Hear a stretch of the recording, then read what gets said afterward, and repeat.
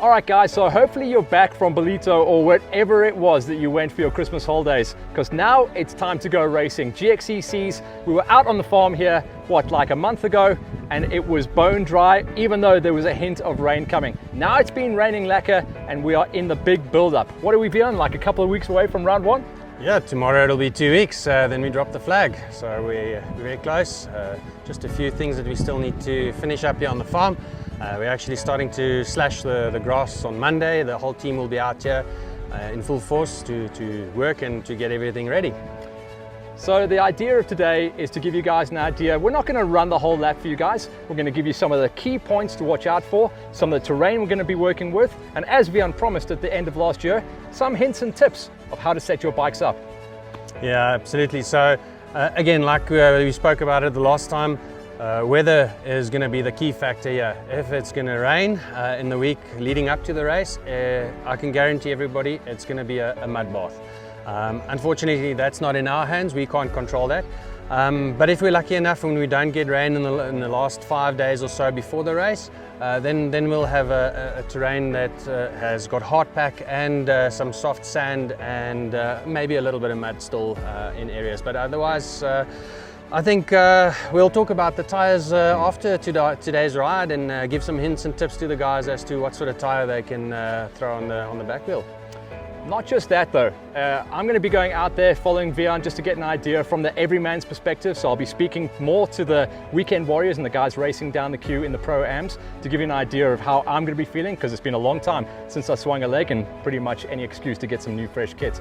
Also, Vian, we're going to be talking today about what's going to be going on at the event, because what's been happening behind the scenes for the last couple of weeks for GXCC management and Black Iron is massive. I mean, improvements on the bathroom facilities, there's going to be play areas for the kids.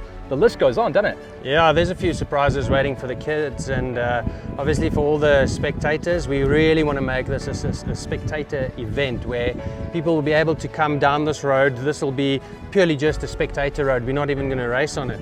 Go all the way up to the top of the farm. There'll be 2 or 3 spectator points just on this route where the guys can go out and really go in and have a look at the race and enjoy it and have fun. Those spectator points, we're going to try and have them with facilities where the guys can still get something to eat. We're speaking to some of the guys like Spur. We're hoping, keeping our thumbs crossed, and see if they will be able to support us out there at the spectator points as well. But yeah, a few things still underway, and hoping to really make it a big spectator event, which it really wasn't in the past. Okay, we'll put a pin on that for now. We'll be back in, I don't know how long a lap's going to take, but we'll see how fit I am. We'll be back in a moment and tell you guys how the lap is running and how the terrain is feeling.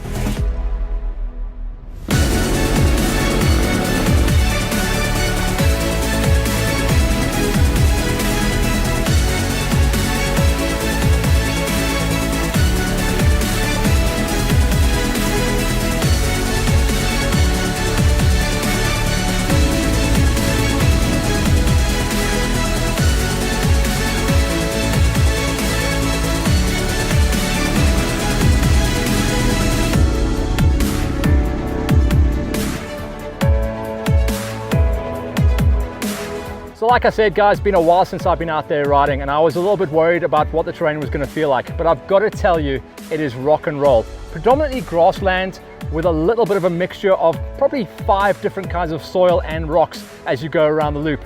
Vian, you said it's a very thin farm that we're working with, but very long.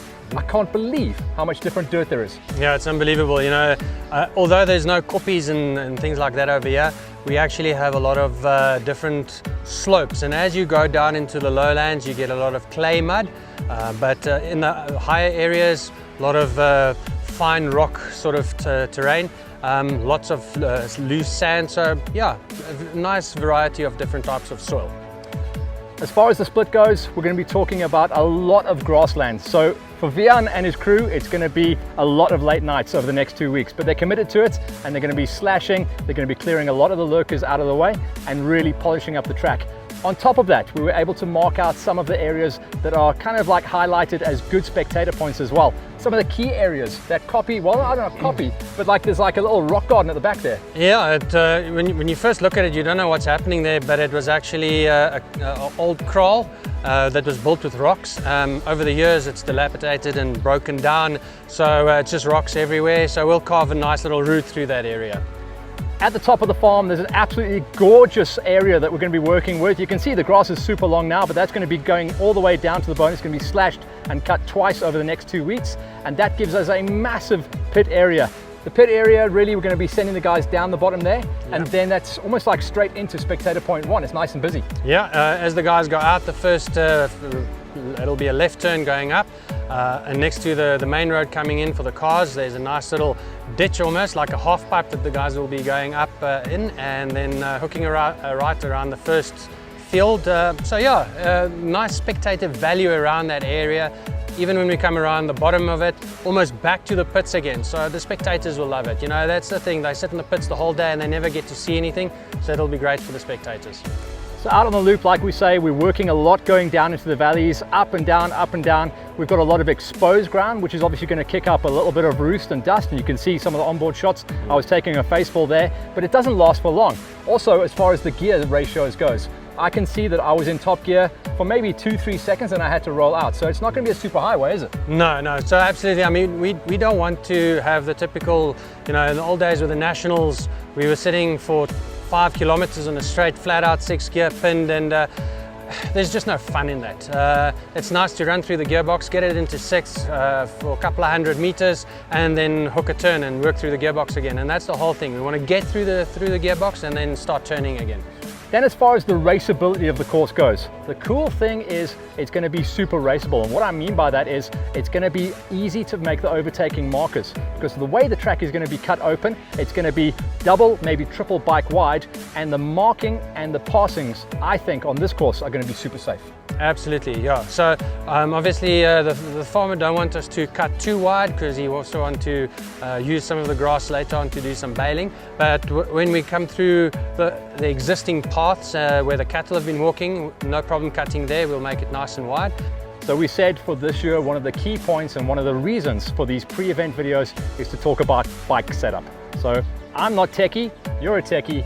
Tell me how the guys, which way are they going to go on the setups? Well, if you can tell me what the weather forecast is going to give us, then we can say for certain. But as you saw, you know, there's not a lot of hard pack here.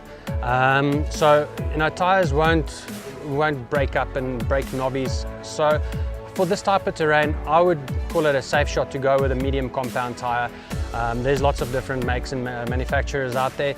I would seriously consider a nice medium compound tire. It'll give you the grip wherever you need, and it's not going to break the knobbies off and wear it off that easily. So that's it, really. We're just going to get ourselves ready, because if you can believe it, there's 2 weeks to go. Bjorn, I mean, good luck to you and the crew. Yeah. 2 weeks to go, and then we go racing once again. We're going to have the kids and the quads racing in the morning session. We're going to have the bikes racing in the afternoon session. We've got full production coming for all of the categories, and we're going to have more on-site entertainment than has ever happened before at these kind of local events. So we cannot wait to see you guys out there. Bjorn, to you and the crew, good luck to you. Thank you. We'll see you guys on the line.